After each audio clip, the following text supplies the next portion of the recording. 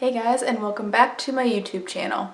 Today I am starting a new series that I just thought of the other day on my drive home, and it is called Accidental Awesomeness, where we look at weird medical discoveries that happen completely by accident when they were trying to do something completely different, and we'll talk about how that's impacted healthcare as a whole. So first off, we're starting with one that probably everybody already knows about, but we gotta start with the very beginning. The discovery of penicillin. So let's get into it.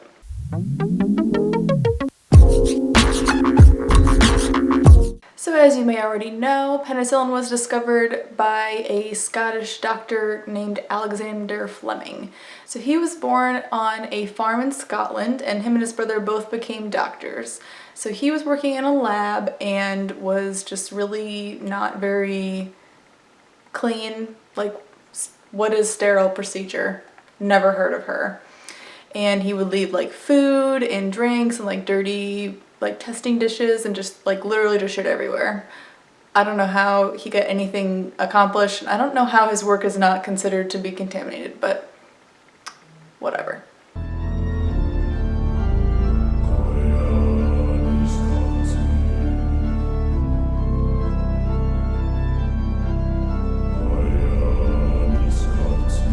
So he came to work sick, which is obviously not something you should do, especially when you're working with other diseases. You're obviously just going to contaminate everything, which he did. He dripped some of his snot onto a dish, which is disgusting. That's nasty. And but he did discover that the little bits around it, the drip spot, like died off. And he was like, "Oh, that's interesting." Continued on with his work. What? Like, that's so nice. Whatever. So he went on vacation at one point, as one does, and left his shit everywhere, as one does apparently. And when he came back, he noticed that one of his dishes that he left was like all fucking moldy. Well, what did you expect, Alex? And he noticed that just like the other little drippy nastiness, the ring around the mold spot, everything else was like killed off. And he was like, "Hey everybody, look at this." And his coworkers and colleagues were like, "You're disgusting." "Yeah, I know. I work in the lab with you."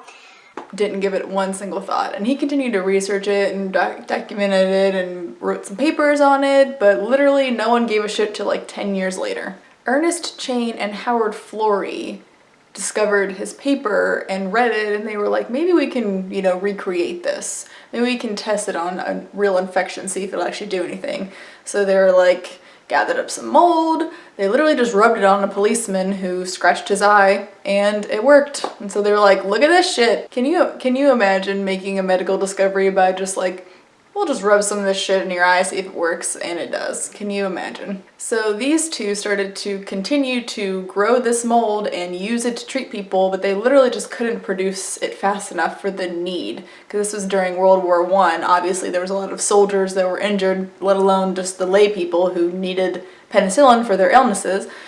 So they contacted a couple groups in the United States that produced pharmaceuticals, and they said, hey, look at all this research, we need help making this.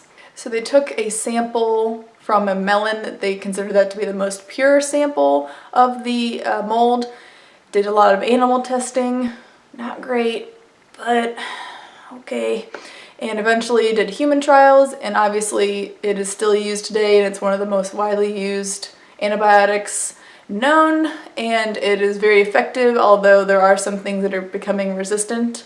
MRSA is one that comes to mind, methicillin-resistant staph A. So that's my spiel on penicillin. It was literally discovered by accident because Alexander Fleming was dirty as fuck and didn't clean up after himself. So that's how we got penicillin.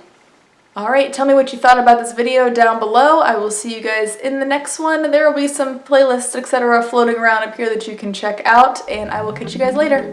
Bye.